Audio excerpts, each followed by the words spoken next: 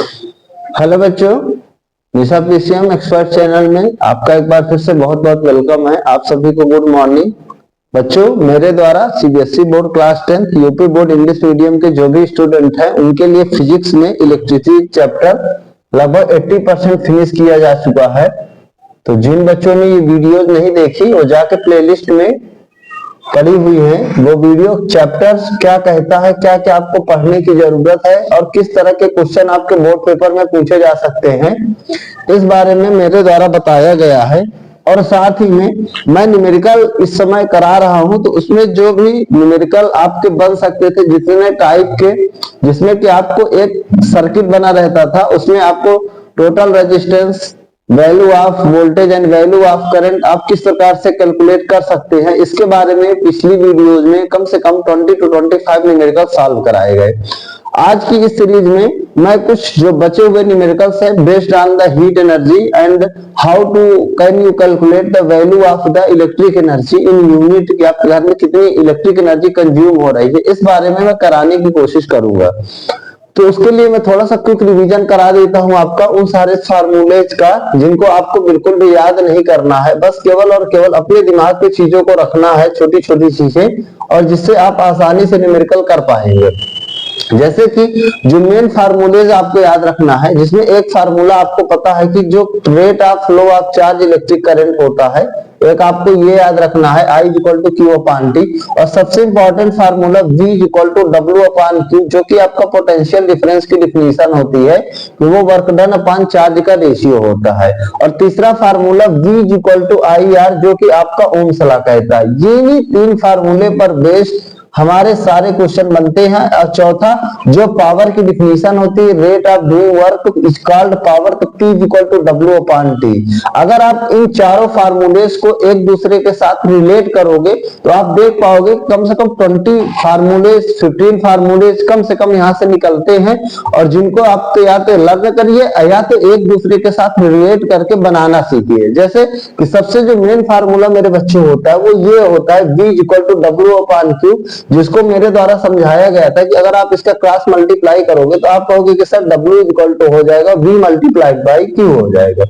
W को मैंने बताया था कि ये बच्चों वर्क होता है, और यही हमारा जो किसके इक्वल होता है, एनर्जी के इक्वल होता है, और यही हमारा बच्चों किसके इक्वल होता है, हीट एनर्जी के इक्वल होता है। एनर्जी में कोई सी भी एनर्जी हो सकती है, तो किसके इक्वल होता है, हीट एनर्जी के इक्वल होता है। तो H is equal to W is equal to E is equal to V multiplied by Q। अगर आप यहाँ पे इनको अगर आप क्या करें कि Q की जगह रख दे यहाँ से, जैसे I is equal to Q upon T है बच्चों, I is equal to Q upon T है, तो अगर आप Q यहाँ पे पुट करना चाहोगे तो आप कहोगे कि sir I multiplied by T हो जाएगा क्रॉस इनटू से, तो अगर आप यहाँ रख दो तो हो जाएगा V into I into T हो जाएगा। तो क्या हो जाएगा, heat energy is equal to energy is equal to work is equal to V I T हो जाएगा। अगर आप V is equal to I R रख देंगे, मान लीजिए V is equal to I R रख दीजिए, तो जो अगला formula heat energy is equal to energy is equal to work is equal to यहाँ पे पुट कर दीजिए I R into I into T. तो बताओ बच्चों कितना हो जाएगा, आई कितना हो जाएगा, I square R multiplied by T हो जाएगा। आप देख पा रहे हैं यहाँ वोल्टेज होगा, करंट होगा, टाइम होगा, हीट एनर्जी चाहिए, तीनों का इंटू कर दीजिए। यहाँ वोल्टेज ना होगा, करंट होगा, रेजिस्टेंस होगा, टाइम होगा, तो करंट का स्क्वायर करके रेट इंटू टाइम करना पड़ेगा। अगर इसी फार्मूले में अब V ना एलिमिनेट करके आप I एलिमिनेट करना चाहो, V ना एलिमिनेट करके I एलिमिनेट करना चाहो, तो आप कहोगे कि सर इस फार्मूले से I की वैल्यू हो जाएगी V अपान R हो जाएगी। तो जो आपका था heat energy is equal to energy is equal to work is equal to heat energy is equal to energy is equal to work is equal to VIT था। तो अगर आप इसमें I की जगह पुट कर दो तो आप कहोगे कि सर हम V अपान R रख देंगे इंटू T रख देंगे, तो आपका बच्चों कितना हो जाएगा, ये V square T divided by क्या हो जाएगा बच्चों, R हो जाएगा।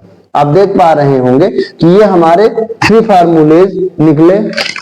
कितने फार्मूलेज निकले, 3 फार्मूलेज निकले। तो बच्चों अगर आप heat energy is equal to work is equal to VIT देखें, तो जब हम लोगों ने यहाँ पे I को एलिमिनेट किया तो फार्मूला V स्क्वायर T अपान R बन गया। और इसी में आपको मैंने बताया था कि अगर हर फार्मूलेस का आपको पावर कैलकुलेट करना है तो पावर क्या होता है कि जो ये वर्क होता है, हीट होता है, जो एनर्जी होता है, उसमें टी आप एलिमिनेट कर दे, मींस टी से आपको क्या कर देना है, डिवाइड कर देना है। तो अगर आप इसमें से टी से डिवाइड करोगे तो आप कहोगे कि इस फार्मूले से P इक्वल टू बन जाएगा sir V multiplied by I बन जाएगा। सेकेंड फार्मूले से अगर आप T एलिमिनेट करोगे तो आप कहोगे कि सर P इक्वल टू बन जाएगा I square multiplied by R बन जाएगा। क्या बन जाएगा बच्चों, I square multiplied by R बन जाएगा। तीसरे फार्मूले से P निकालोगे तो आप कहोगे कि सर जो P आएगा वो हमारा निकल के आएगा V square divided by R बन जाएगा। तो ये तीन फार्मूलेज हुए जो कि हमारे पावर को कैलकुलेट करते हैं, और जो तीन फार्मूलेज हुए जो हीट एनर्जी, एनर्जी और वर्क को कैलकुलेट करते हैं। तो इन्हीं पर बेस्ड आपके सो मेनी न्यूमेरिकल्स आएंगे जो कि आपके यहाँ से इलेक्ट्रिसिटी तो नहीं कैलकुलेट होगी, अभी उस फार्मूले को मैंने नहीं बताया, लेकिन जो बाकी क्वेश्चंस होंगे सो सिंपल आप देख पाएंगे, तीन वैल्यूज दी रहेंगी और चौथी वैल्यूज आपको दिया रहेगा। अब ये समझ लीजिए, ठीक है। चलिए नेक्स्ट क्वेश्चन।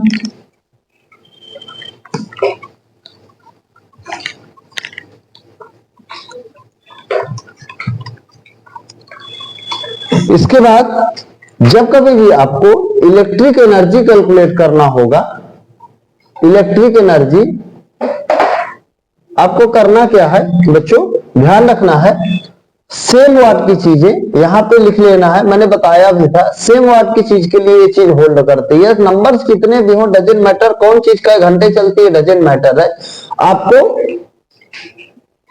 कैलकुलेट करने के लिए जो भी नंबर्स में होंगे उनको ले लेना है, multiplied by number of hours ले लेना है आपको, तो कितने आवर्स आप चला रहे हैं, ठीक है। टोटल नंबर ऑफ डेज ले लेना है, अगर इसमें से कोई भी चीज नहीं होगी तो उसको हम लोग इग्नोर कर देंगे, मल्टीप्लाइड बाय इसका पावर ले लेना है, और इन सब का मल्टीप्लाई करके इसको सबको बच्चों 1000 से क्या कर देना है, हमको डिवाइड कर देना है, ठीक है।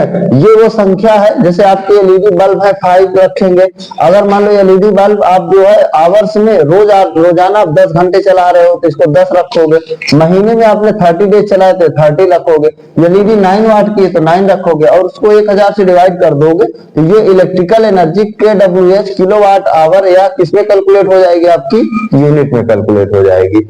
ये चीज आपको बच्चों बेहतरीन तरीके से ध्यान रखना है। अभी न्यूमेरिकल आएंगे तो आपकी चीजें एकदम से क्लियर हो जाएंगी। तो मैं कुछ न्यूमेरिकल लेने की इन पर बेस्ड क्वेश्चंस की कोशिश करता हूं। सो सिंपल से न्यूमेरिकल्स होंगे, जिससे बहुत ही प्यारा सवाल आप लोगों के लिए दिया गया है।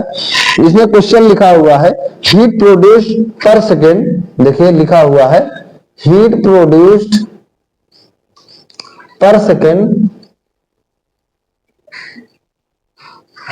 heat produced per second in a resistance of 4 ohm, in a resistance of 4 ohm is 400 joule बच्चों, is 400 joule। आपसे कह रहा है कैलकुलेट द पोटेंशियल डिफरेंस,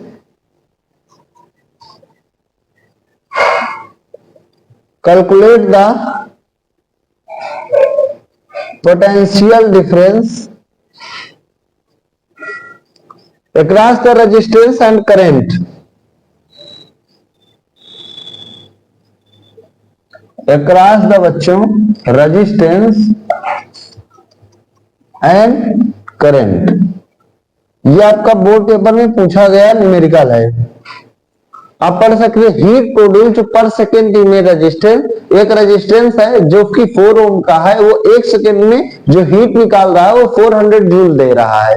आपको उसके हिसाब से पोटेंशियल डिफरेंस बताना है कि वो जो रेजिस्टेंस है उसका कितना पोटेंशियल डिफरेंस है उस सर्किट का जिसमें ये रेजिस्टेंस 4 ओम का लगा हुआ है, और इसमें कितनी करंट कंज्यूम हो रही है। तो हम लोग सारी वैल्यूज को लिख लेते हैं। तो आप कहोगे कि सर जो हीट एनर्जी है H की वैल्यू है वो हमारी 400 जूल के आसपास है, पर सेकेंड है। इसका मतलब बच्चों टाइम की वैल्यू कितना है, हमको 1 सेकेंड है। रेजिस्टेंस आपका कितना है बच्चों, 4 ओम है, और आर की वैल्यू हमारी कितना हो जाएगी, 4 ओम हो जाएगी, राइट। अब पहला ही फार्मूला मैंने आपको बताया था, अगर आपको याद हो, जैसे कि आपको याद होगा कि H बराबर V इक्वल टू बच्चों W equal to H is equal to W is equal to E is equal to, हम लोगों ने क्या देखा था, v multiplied by I multiplied by D, ये पहला फार्मूला था। अब देखिए ना, इसमें तो v पता है क्योंकि यहाँ पे v भी आपसे पूछा है और यहाँ पे आपसे i भी पूछा है, पोटेंशियल डिफरेंस भी चाहिए आपको और आपको करंट भी चाहिए। यहाँ पे दोनों वैल्यूज नहीं पता है, सिर्फ आपको टाइम पता है। तो अगर आप यहाँ से ये रख देंगे तो फिर कुछ मतलब नहीं निकल पाएगा आपको। तो आपको वो चीज कंसीडर करना है जिसमें आपको कुछ चीजें नोन हो, उसमें एक अननोन होना चाहिए। तो आपको सेकंड वाला फार्मूला लगाना है, H is equal to W is equal to E is equal to, मैंने बताया था v is equal to I R Ohm's law से हो जाएगा, तो ये I square R multiplied by T हो जाएगा। अब आप इसमें देख पा रहे होंगे कि हीट एनर्जी जो एच की वैल्यू बच्चों 400 है, करंट हमको फाइंड आउट करना है, रेजिस्टेंस हमको दे रखा है और टाइम हमको 1 सेकंड दे रखा है। आप कहोगे कि सर करेंगे अगर इसको सॉल्विंग, तो 4 into I square is equal to 400 हो जाएगा, तो I square is equal to 400 divided by 4 हो जाएगा बच्चों, तो ये 100 आ जाएगा। तो आई की वैल्यू कितना हो जाएगा, रूट में 100 हो जाएगा, तो बच्चों कितना आ जाएगा 10, और करंट की यूनिट बच्चों क्या होती है, एम्पियर होती है। तो आप देख पा रहे होंगे कि करंट 10 एम्पियर आ गया।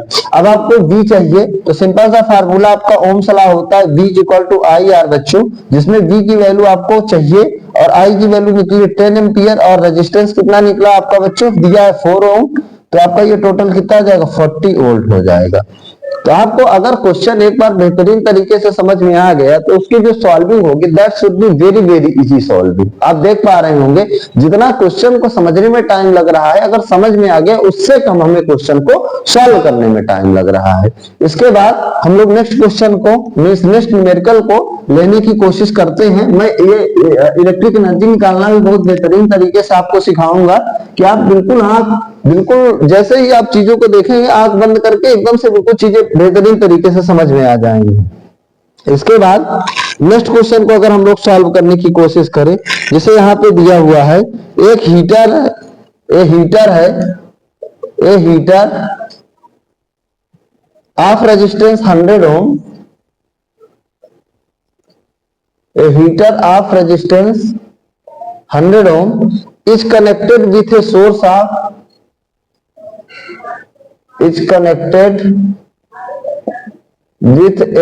बच्चों source of 200 volt.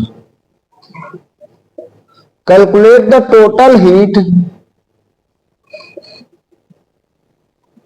बच्चों total heat, और भी कहा है इन कैलोरी, आपको कैलोरी में बताना है, प्रोड्यूस्ड बाय यूजिंग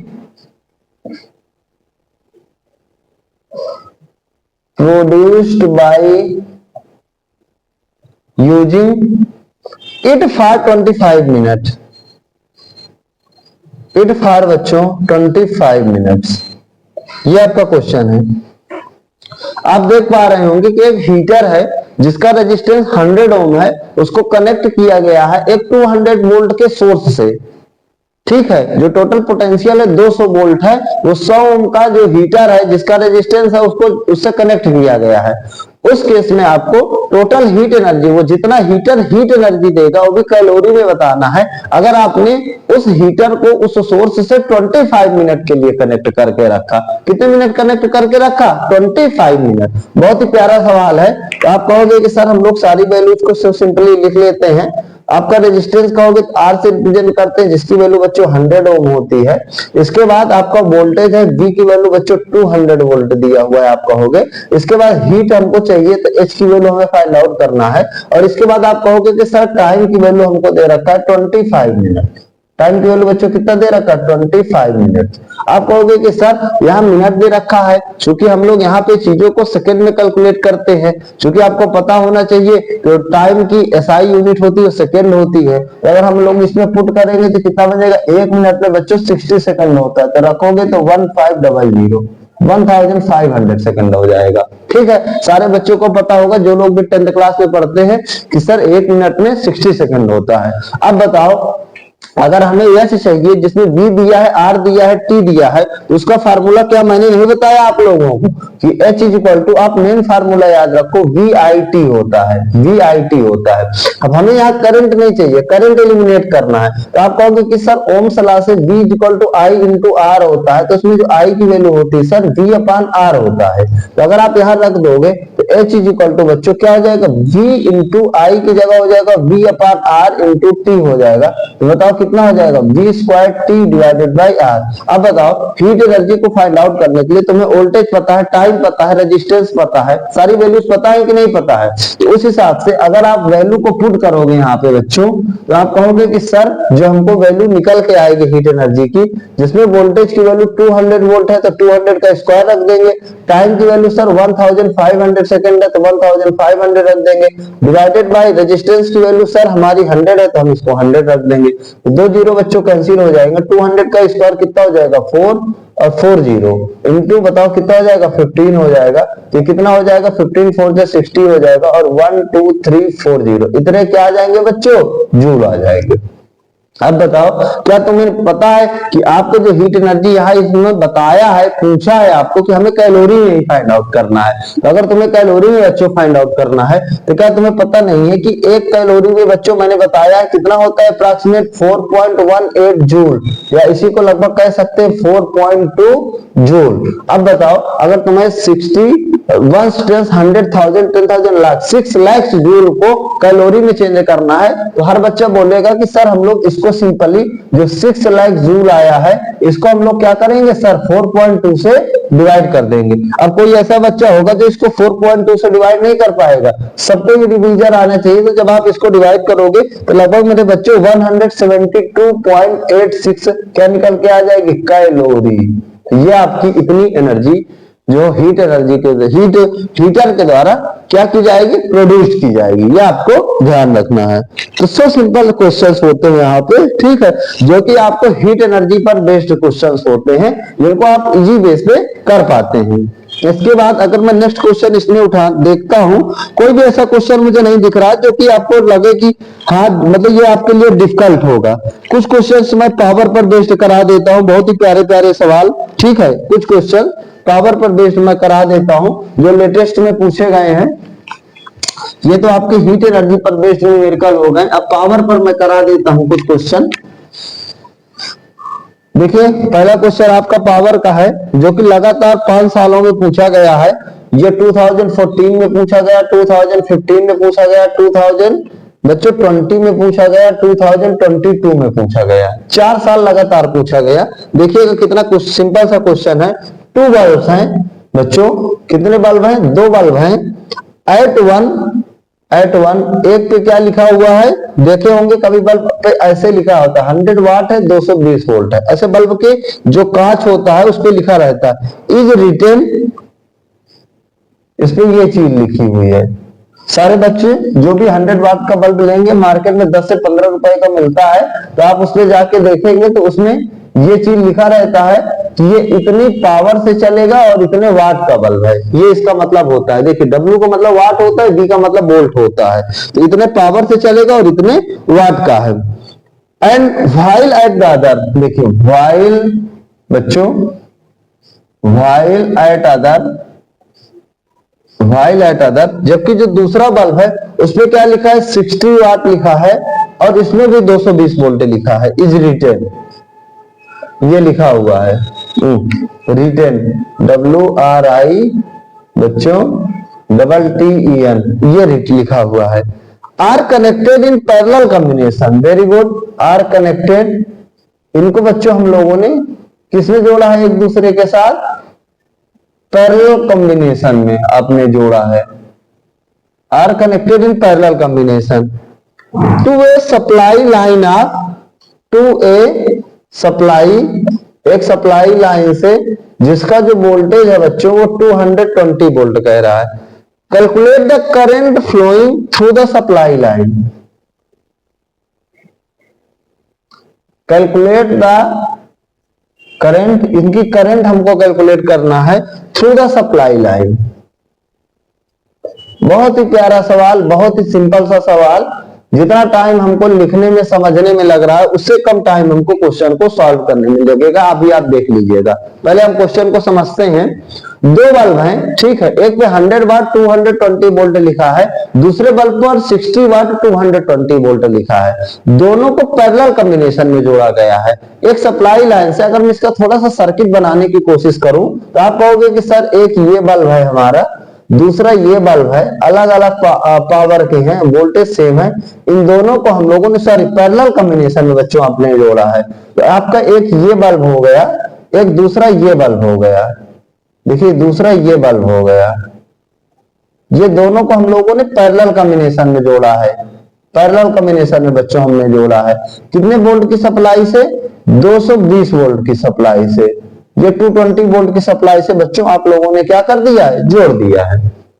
इस बल्ब पर लिखा है 60 वाट लिखा है और 220 वोल्ट लिखा है। इस बल्ब पे लिखा है 100 वाट लिखा है, 220 वोल्ट लिखा हुआ है, ठीक है। आपको दोनों पे करंट बताना है। अगर ये पैरेलल कॉम्बिनेशन में उसने बता रखा है तो हम लोग इतने दिन से यही पढ़ते चले आ रहे हैं कि जब पैरेलल में यहां से करंट चलेगी तो अगर ये आई है करंट तो ये दोनों में करंट डिवाइड हो जाएगी, बटेगी कि नहीं बटेगी। पैरेलल में क्या होता है, देखिए वोल्टेज सेम है दोनों का लेकिन करंट दोनों में डिवाइड हो जा रही है। तो अगर पहले बल्ब का पावर को मैं सॉल्विंग की बात कर रहा हूं P1 बोलूंगा तो आप कहोगे सर P1 60 वाट है लेकिन वोल्टेज इसका भी 220 वोल्ट होगा, दूसरे बल्ब का जो पावर है सर वो हमारा कितना है 100 वाट है और इसका भी वोल्टेज कितना है 220 वोल्ट है। कोई दिक्कत नहीं होना चाहिए।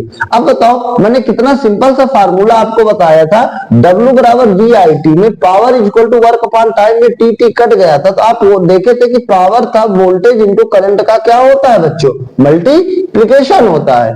Voltage multiplied by current that is equal to the power होता है। तो पावर आपका 60 वाट है, वोल्टेज आपका 220 वोल्ट है, इनटू करंट अगर रखोगे इसको हम लोग I1 कह देते हैं, दोनों में करंट अलग अलग होगी, इसमें I1 बच्चों और इसमें I2। तो आप कहोगे कि सर I1 की वैल्यू आ जाएगी 60/220, आएगी कि नहीं आएगी 60/220। तो अगर बच्चों आप इसको कैलकुलेट करने की कोशिश करोगे 60/220 को तो आप ये देख पाओगे तो ये कितना निकल के आएगा, 0 से 0 कैंसिल, 2 3 जा 6, 2 11 जा, तो ये 3/11 एम्पियर आएगी कि नहीं आएगी। ये पहले बल्ब में इतनी करंट जाएगी। दूसरे बल्ब का कैलकुलेट करोगे तो आप कहोगे कि सर इसको I2 कह देते हैं तो P2 equal to V multiplied by I2 हो जाएगी। तो P2 आपकी 100 वोल्ट हो जाएगी, वोल्टेज 220 है और I2 हमारी अलग होगी। I2 की वैल्यू 100/220 हो जाएगी, 1 0 कैंसिल, 2 5 जा 10 और ये 11 हो जाएगी। इसमें आ जाएगी 5/11 एम्पियर हो जाएगी। कोई प्रॉब्लम नहीं होनी चाहिए। तो आपका क्या कह रहे, calculate the current through the supply line. इसने ये नहीं पूछा बच्चों कि आपको इसकी करंट बताओ इसकी करंट बताओ, इसने कहा है आपको टोटल करंट बताना है कि कितनी फ्लो होगी। अब बताओ पहले बल्ब में 3/11 एम्पियर जा रही, दूसरे बल्ब में 5/11 एम्पियर जा रही है। अब बताओ क्या होगी टोटल करंट। तो बच्चे कहेंगे कि sir total current parallel combination में वैसे भी क्या होती है, जितनी भी डिवाइड में बढ़ती है उनको सबको हम लोग प्लस कर देते हैं। ये बच्चों 3/11 है और ये बच्चों 5/11 है, तो कुल मिला के कितना हो जाएगा 8/11 एम्पियर। तो जो आपका ये पूरा सर्किट है इसमें 8/11 एम्पियर की करंट फ्लो होगी। अब आपको एक दूसरे से चीजें बढ़िया से रिलेट करना आना चाहिए। अगर इसी क्वेश्चन में कह देता इस पूरे सर्किट का आपको रेजिस्टेंस फाइंड आउट करना है, जैसे इसका अगर रेजिस्टेंस फाइंड आउट करना होता अलग से तो आप क्या जानते हो कि ये करंट, ये पावर दिया है, ये वोल्टेज दिया है। इसका मैंने फार्मूला बताया था, अगर आपको याद हो तो P इक्वल टू V²/R होता है। तो अगर आप PV रख दोगे तो पहले का रेजिस्टेंस आ जाएगा, यहाँ पे PV रख दोगे तो दूसरे का रेजिस्टेंस आ जाएगा। फिर पैरेलल कॉम्बिनेशन में करके आप टोटल रेजिस्टेंस निकाल सकते थे। लेकिन अगर आपको टोटल करंट पता है, टोटल वोल्टेज पता है, तब भी तो आप रेजिस्टेंस डायरेक्ट निकाल सकते हो, V इक्वल टू IR। तो टोटल वोल्टेज 220 वोल्ट है, टोटल करंट आपके 8/11 है, इनटू टोटल रेजिस्टेंस आपको चाहिए। तो टोटल रेजिस्टेंस कितना हो जाएगा 220 इंटू 11 बच्चों डिवाइडेड बाई कितना हो जाएगा 8 हो जाएगा।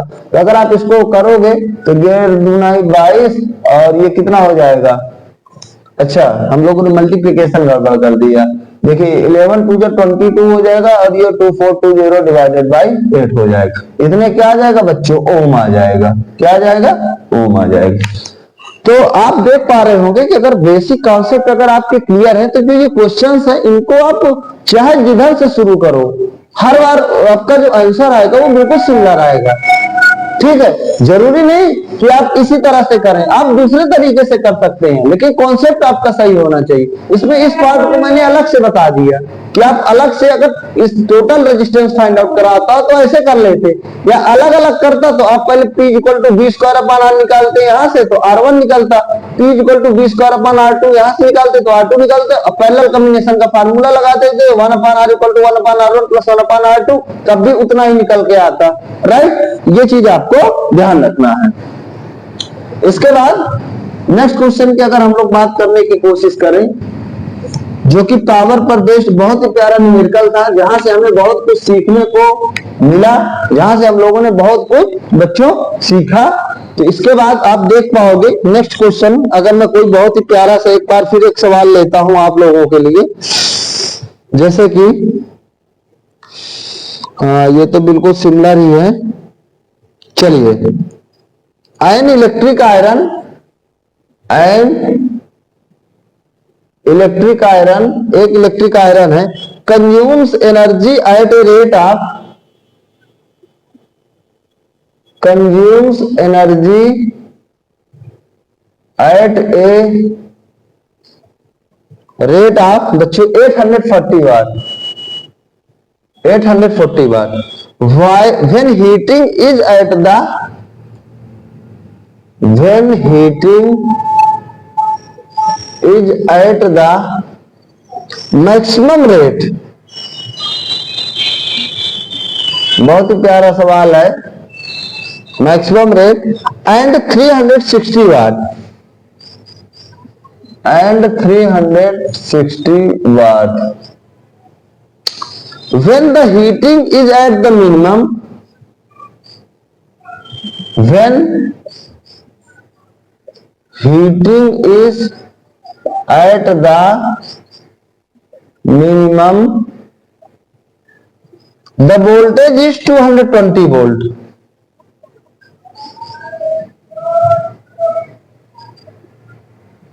The voltage is 220 volt. What are the current and the resistance in each case? What are the current and resistance in each case? बहुत ही प्यारा सवाल है आप लोगों के लिए। चलिए हम लोग इस क्वेश्चन को सॉल्व करने की कोशिश करते हैं। बहुत ही प्यारा क्वेश्चन है आप लोगों के लिए, जिसमें कुछ भी नहीं है, सो सिंपल सा सवाल है। एक इलेक्ट्रिक आयरन है, ठीक है, आप लोग प्रेस करते हैं तो प्रेस है वो एनर्जी कंज्यूम करता है 840 वाट का। तो देखिए मैंने वाट का मतलब आपको पहले ही बताया कि क्या मतलब होता है कि हीटर जो आपका 1 सेकेंड में 840 जूल एनर्जी खा जा रहा है। हीटर आपका 1 सेकेंड में कितना एनर्जी खा जा रहा है, 840 जूल एनर्जी खा जा रहा है। When heating is the maximum, तो जब 1 सेकेंड में वो 840 जूल एनर्जी खाता है तो उस समय हीटिंग आपकी क्या है बच्चों, मैक्सिमम है, खूब तेजी से गर्म होता है लोहा। लेकिन जब उसी एनर्जी को आप लोग कम कर देंगे, कितना कर देंगे बताओ, 360 वाट कर देंगे। अब आप हीटर को जहां पहले 1 सेकेंड में बच्चों 840 दे रहे थे, दूसरी बार अब आप 1 सेकेंड में कितना देना शुरू कर दिए, 360 जूल। तो अब जो हीटर होगा उसकी हीटिंग मिनिमम हो जाएगी। मिनिमम का मतलब बहुत कम हीट करेगा, बहुत कम हीट एनर्जी रिलीज करेगा। और दोनों के ही केस में वोल्टेज यहां भी कितना है आपका 220 वोल्ट है, यहां भी वोल्टेज कितना 220 वोल्ट है। वोल्टेज दोनों में सेम है। तो आपको क्या बताना है बच्चों, करंट बताना है, और आपको क्या बताना है, रेजिस्टेंस बताना है। तो यहाँ पे भी करंट बताना है, यहाँ का भी रेजिस्टेंस बताना है, यहाँ का भी करंट बताना है, और यहाँ का भी रेजिस्टेंस बताना है। इसको I2 कर दीजिए और इसको R2 कर दीजिए। ये आप कहोगे कि सर इसको T कह दीजिए, इसको ये आपका वो है, क्या नाम है, एनर्जी, हीट एनर्जी, तो H कह दीजिए, ये भी आपका, इसको H2 कह दीजिए, इसको H1 कह दीजिए, जो चीजें सेम है ये T1 कह दीजिए, या एक वर्ड में P1 कह दीजिए 840 वाट है, और एक सेकंड में P2 कह दीजिए आपका 360 वाट है। सो सिंपल, सारी बातों का एक ही मतलब है। अब बताओ, ये P दिया है, B दिया है, सिंपल सा, कितना प्यारा सा और छोटा सा क्वेश्चन है। क्या मैंने तुमको नहीं बताया अभी पिछले क्वेश्चन में कि जो पावर होता है that is equal to voltage into current होता है। तो पावर की वैल्यू बताओ कितना दे रखा है, 840 दे रखा है, वोल्टेज 220 दे रखा है, और करंट को हम लोग क्या माने हैं, I1। तो बताओ I1 की वैल्यू कितना हो जाएगी, 840 अपान कितना हो जाएगी बच्चों, 220 हो जाएगा, 0 0 2 से 11 हो जाएगा, ये 42 हो जाएगा। बताओ 42 अपान 11 क्या आ जाएगी, एम्पियर। ये जो पहला आपका, तो पहले केस में जो इलेक्ट्रिक आयरन है वो इतनी करंट ले रहा था जब उसकी हीटिंग मैक्सिमम थी, और दूसरे केस में आप कहोगे कि sir P equal to V into I यहाँ भी रखें, तो P की वैल्यू 360 है, B की वैल्यू 220 है, इंटू I की जगह I2 हम लोगों ने माना है, तो I2 की वैल्यू कितना होगी, 360 अपान 220, 0 0 ये 18 हो जाएगा बच्चों, ये 11 हो जाएगा। तो बताओ कितना आ जाएगा, 18 अपान 11 एम्पियर हो जाएगी। आप देख पा रहे होंगे कि फर्स्ट केस में एनर्जी, वो जो करंट है वो कम ले रहा था, सेकंड केस में जो करंट थी, सॉरी फर्स्ट केस में करंट ज्यादा ले रहा था जिसकी वजह से हीटिंग मैक्सिमम थी, सेकंड केस में करंट कम ले रहा था जिसकी वजह से हीटिंग मिनिमम थी। अब बताओ, अगर तुम्हें करंट पता है, तुम्हें वोल्टेज पता है, तो तुम क्या रेजिस्टेंस नहीं कैलकुलेट करोगे ओम्स लॉ से, V बराबर I इंटू आर, V की वैल्यू 220 है और I की वैल्यू आपने निकाला 42 अपान 11, और रेजिस्टेंस को तुमने कितना माना है, R1। तो अगर क्रॉस इंटू कर दोगे तो आप कहोगे सर इसका इससे इंटू हो जाएगा, 11 into 220 is equal to 42 multiplied by R1 हो जाएगा। तो R1 की वैल्यू कितना हो जाएगी, 11 इंटू 220 डिवाइडेड बाय कितना हो जाएगा, 42 हो जाएगा। तो अगर आप इसको थोड़ा सा काट सकते हो 2 से, 21 हो जाएगा, ये 110 हो जाएगा, ऊपर इंटू करोगे तो 1210 हो जाएगा, डिवाइडेड बाय 21 क्या आ जाएगा बच्चों, ओम आ जाएगा। तो पहला रेजिस्टेंस कितना था, 1210 अपान 21 ओम। दूसरी बार आप कैलकुलेट करोगे सेम फार्मूले से, V बराबर I इंटू आर से, वोल्टेज 220 है, करंट हमारी कितना निकली थी, 18 अपान 11 निकली थी, रेजिस्टेंस हमने कितना माना R2, तो R2 की वैल्यू कितना आ जाएगा, 2 इंटू 11 अपान डिवाइडेड बाई कितना हो जाएगा, 18। अगर आप काटोगे 2 से तो 2 9 हो जाएगा, ये 110 हो जाएगा। इसको भी करोगे तो 1210 डिवाइडेड बाई 9 क्या आ जाएगा बच्चों, ओम आ जाएगा। तो आप देख पा रहे होंगे कोई जरूरत नहीं है कि मतलब आप एक ही फार्मूले से सब कुछ करें, कहीं ओम्स लॉ लगा सकते हैं। बस आपको जो मैंने बेसिकली 4 फार्मूले बताए हैं उनको आपको बेहतरीन तरीके से अगर वो पता है तो आप जितने भी न्यूमेरिकल हैं, जितने भी क्वेश्चन है, एक दूसरे के साथ रिलेट करके क्वेश्चन को समझ के आसानी से कर सकते हैं। अगर वीडियो अच्छी लगे, चीजें समझ में बेहतरीन तरीके से आए तो अपना कमेंट जरूर करके मुझको बताएं कि वीडियोस कैसी लग रही है, आप लोगों ने जो चीजों को देखा तो आपको कितना चीजें समझ में आ पा रही हैं। अगर कुछ भी इंप्रूवमेंट की जरूरत है तो उसको मैं सुधार पाऊं आप लोगों के लिए, जिससे दूसरे बच्चों के पास जो कॉन्सेप्ट जाए और बेहतरीन तरीके से जा सके। मेरी पूरी कोशिश रहती है कि आप इन चीजों को सिंपल से सिंपल शब्दों में, बिल्कुल अपने आसान शब्दों में समझ पाए। सिर्फ आपके क्वेश्चन बुक के होंगे, लैंग्वेज पूरी की पूरी मेरी खुद की होगी समझाने की, समझने की, कि आप बेहतरीन तरीके से समझ पाए। तो आप लोगों से एक ही बात कहना है कि आप लोग इस चैनल को सब्सक्राइब करें, जो भी नए बच्चे हैं, जो पुराने बच्चे हैं, दूसरों के साथ शेयर करें, जिससे सभी बच्चों को ऑल इंडिया लेवल पर एक प्लेटफॉर्म से जो एकेडमिक है, जो आपका 6 to 10th क्लास का सिलेबस के अकॉर्डिंग बिल्कुल प्रॉपर वे पे CBSE, ICSE, UP board, Hindi medium, English medium, जो सारा कंटेंट हो उसको मैं डिलीवर कर पाऊं, बच्चे घर बैठे आराम से पढ़ाई कर सके, किसी को कहीं पर भी कोचिंग, ट्यूशन कुछ भी लगने की जरूरत नहीं है। अभी मेरे तरफ 10th क्लास का जो एक प्लेटफॉर्म है, स्टार्टिंग में 10th क्लास के ही वीडियो अपलोड किए जा रहे हैं। आने वाले दिनों में 1 साल 1.5 साल के अंदर इस चैनल में आप लोगों को 9th 8th 7th 6th all board का कंटेंट एक ही प्लेटफॉर्म पर मिल पाएगा। आपको बहुत बहुत थैंक यू।